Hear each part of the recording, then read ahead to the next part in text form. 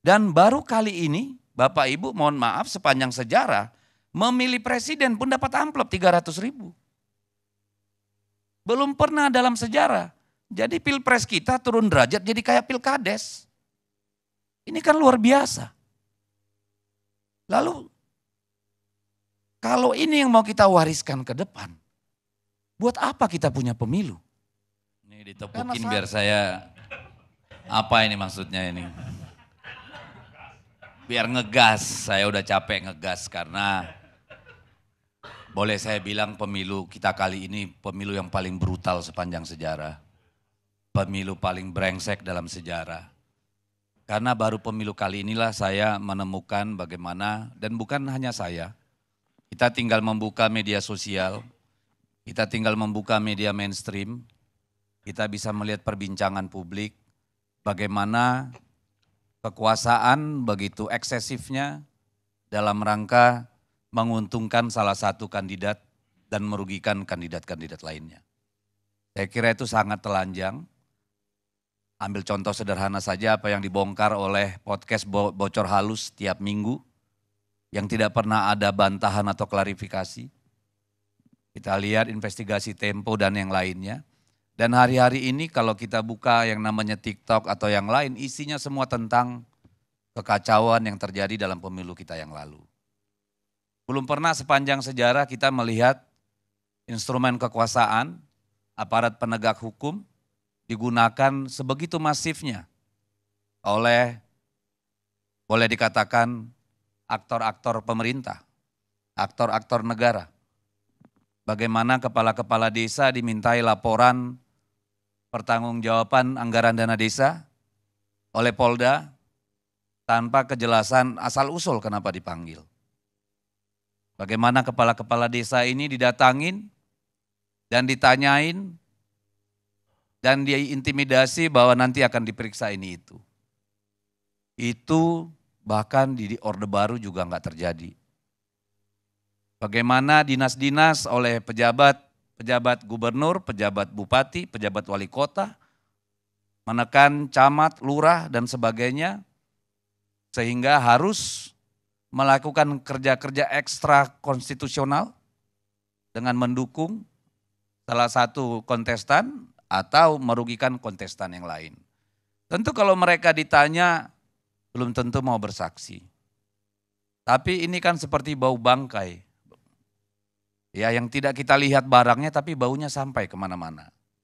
Dan hari ini itu menjadi pembicaraan publik di mana-mana. Sampai hari ini,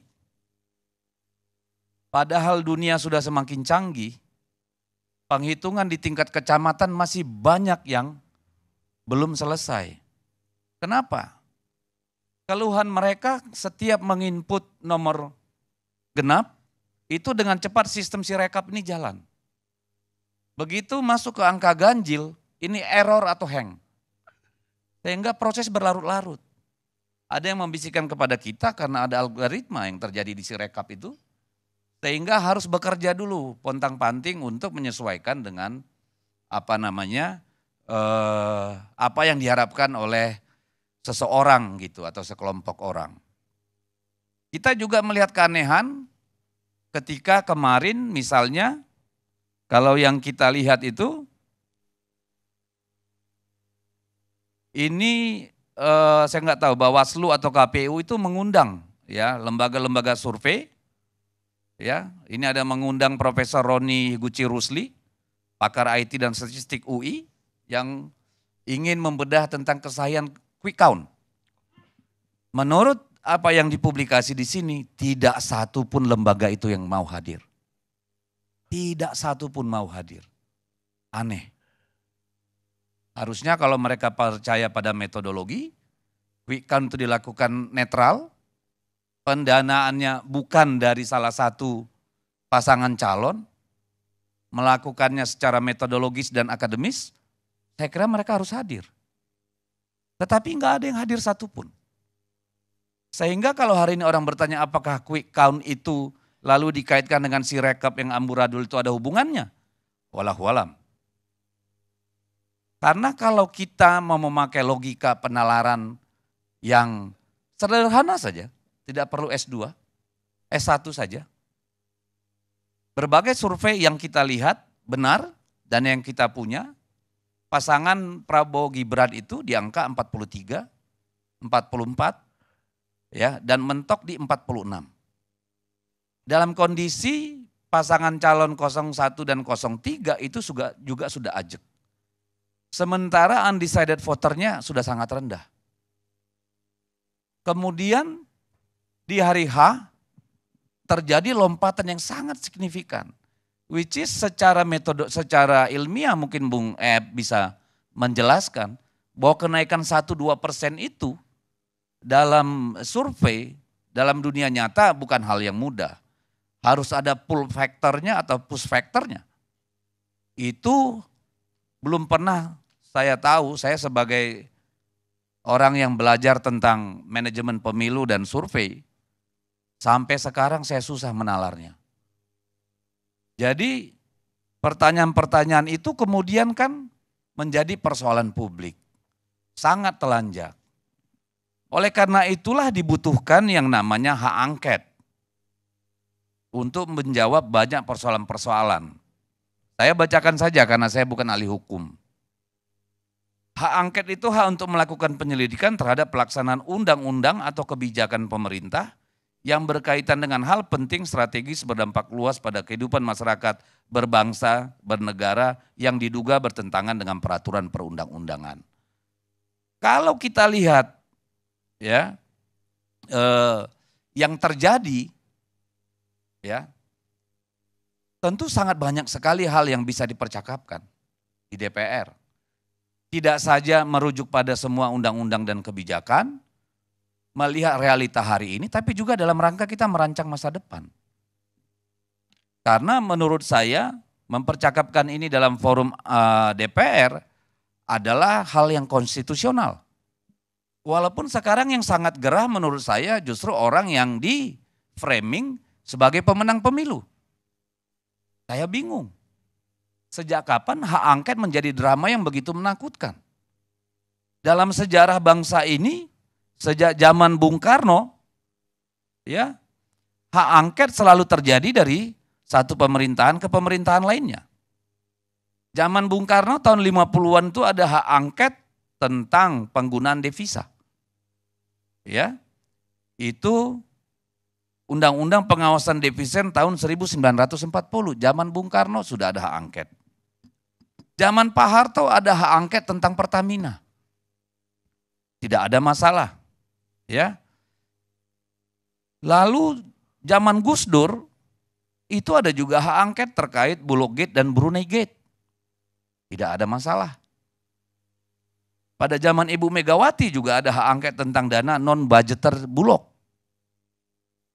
Dan yang paling banyak itu di zaman Pak SBY. Yang pertama hak angket tangker Pertamina, yang kedua hak angket impor beras, yang ketiga hak angket penyelesaian kasus BLBI, lalu hak angket DPT pemilu tahun 2009. Lalu yang terakhir zaman Pak SBY itu hak angket Bank Senturi. Ya. Sampai yang terakhir itu hak angket tentang tentang KPK, ya. Hak angket tentang KPK tanggal 28 April 2017. Jadi ada framing yang luar biasa sekarang di mana-mana, seolah-olah hak angket ini adalah sesuatu yang salah, sesuatu yang bertentangan dengan konstitusi, sesuatu yang bertentangan nalar publik, sesuatu yang haram. Ini kan salah. Harap dicatat belum ada yang namanya hasil pemilu. Tidak ada hasil pemilu yang sudah ditetapkan oleh KPU. Sehingga ya jauh-jauh dulu ngomongnya ini kalau terkait dengan pemilu. Hak angket itu banyak fungsi yang bisa bernada positif. Saya ambil contoh aja ini dari catatan yang ada di saya. Memungkinkan lembaga legislatif melakukan pengawasan terhadap kinerja pemerintah maupun badan-badan eksekutif lainnya. Dapat meningkatkan transparansi dalam penyelenggaraan pemerintahan maupun kekuasaan. Membantu memastikan akuntabilitas pemerintah atau penyelenggaraan kekuasaan kepada rakyat. Hasil dari proses angket dapat digunakan sebagai dasar perbaikan kebijakan atau prosedur dalam penyelenggaraan kekuasaan. Juga dapat menjadi sarana pendidikan politik masyarakat. Jadi banyak sekali hal baik yang bisa kita lakukan dengan hak angket. Nah sekarang tadi saya dari awal sudah bilang ini pemilu paling brutal dalam sejarah. Betul. Saya calon anggota legislatif juga kemarin. Saya bertemu dengan banyak kepala desa yang mengaku dipanggil. Saya bertemu dengan kepala dinas yang mengaku disuruh. Dan baru kali ini, Bapak Ibu mohon maaf sepanjang sejarah, memilih presiden pun dapat amplop 300.000.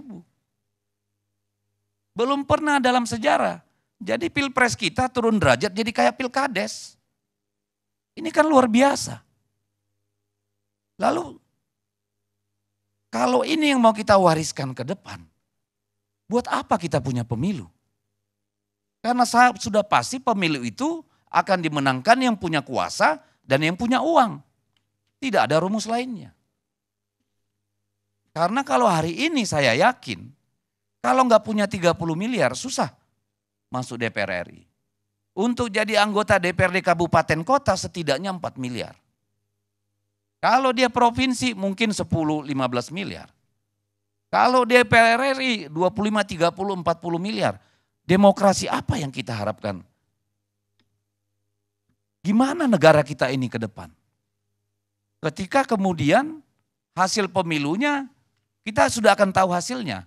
Pasti orang yang berkuasa atau punya kekuasaan atau orang yang punya uang. Ini kan perlu menjadi catatan untuk kita semua. Lalu kebijakan apa, undang-undang apa yang harus kita periksa dalam hak angket? Saya kira banyak sekali. Tadi sudah dikatakan soal bansos. Itu ada kaitannya dengan undang-undang APBN. Bolehkah yang namanya untuk bansos itu ditarik ke depan? Urgensinya apa sampai 90 triliun? Apa pentingnya sehingga harus seorang presiden membagi bansos di mana-mana? Apakah itu sudah benar? Bagaimana dengan kabinet? Bagaimana dengan perangkat pemerintah? Apakah ada kaitannya itu dengan pemilu? Kita pengen tahu.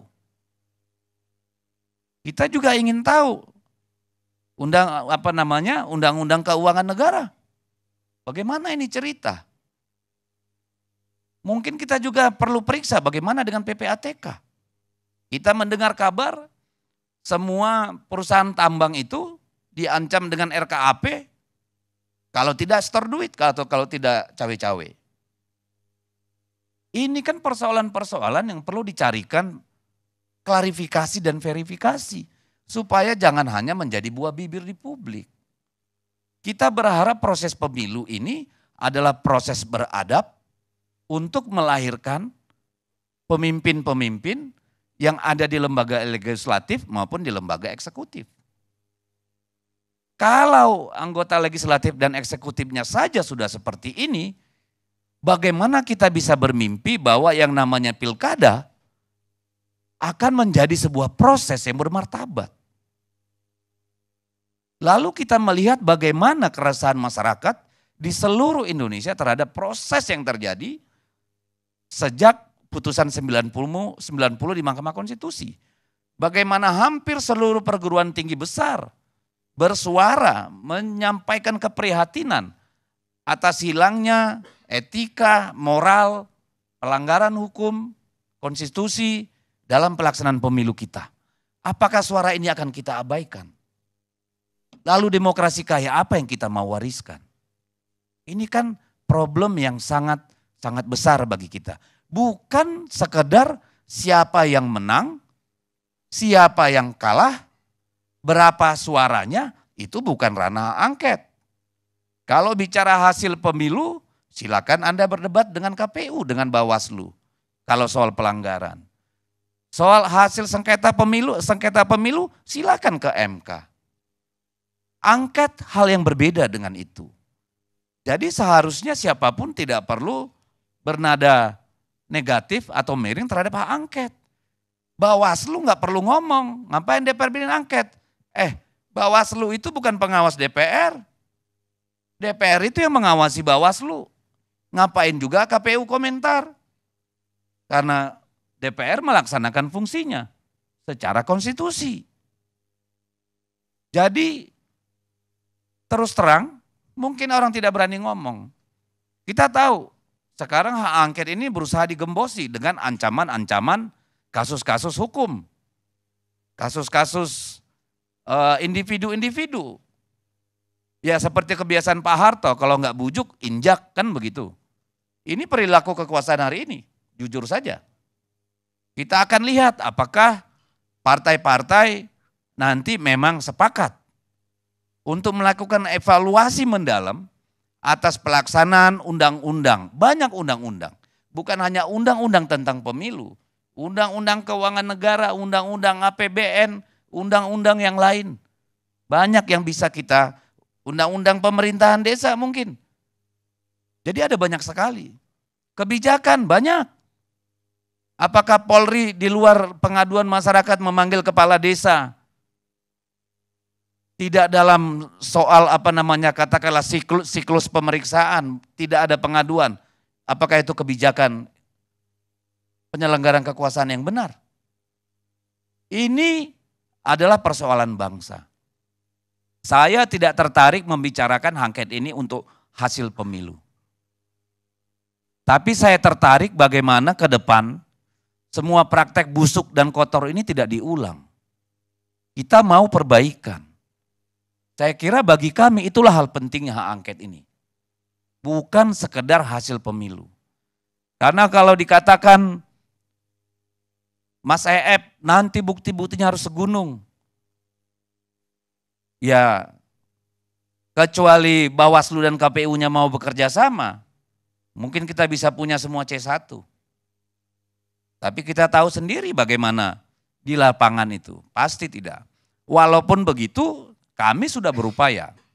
Saat ini tim dari 03 sedang berusaha mengumpulkan semampunya alat bukti yang cukup atau katakanlah informasi-informasi yang bisa mendukung pelaksanaan hak angket. Dan saya kira ini tidak hanya persoalan 03, 01. 02 juga harusnya berkepentingan angket ini berjalan. Supaya apa? 20 Oktober kita menarik garis yang tegas antara masa lalu dan masa depan. Siapapun yang nanti yang terpilih ditentukan oleh Mahkamah Konstitusi, dia legitimate. Tidak dipertanyakan lagi oleh siapapun. Biarlah segala yang terjadi sebelum 20 Oktober menjadi catatan kaki sejarah, tetapi menjadi rujukan untuk merancang masa depan yang lebih baik. Di sana sebenarnya tujuannya. Jadi kalau ada yang bilang 03 nggak puas, cuma dapat 17. Jujur saja, hasil di kami tidak seperti itu. Hasil di kami itu 2 putaran. Itu tegas. Dan hari ini terakhir kami tadi bertemu dengan tim IT Merah Putih. Oh sangat telanjang. It's very easy to untuk dibedah. Ya. Tapi nanti terpulang. Kita lihat bahwa kekuasaan hari ini merasuki semua lini. Ya, dan tidak hanya di cabang eksekutif, tapi juga cabang-cabang kekuasaan yang lain. Dan ini silakan boleh setuju atau tidak. Tetapi saya berharap sebenarnya seorang Jokowi ya yang tadinya kita anggap sebagai orang yang bersih, orang yang rendah hati, rakyat biasa, benar-benar meninggalkan warisan legasi kepemimpinan yang memang bisa menjadi rujukan sejarah. Bukan noda hitam sejarah. Jokowi tinggal pilih apakah dia mau menjadi catatan hitam sejarah atau menjadi catatan sejarah yang keemasan. Gitu Bang Karni kalau menurut saya. Makasih.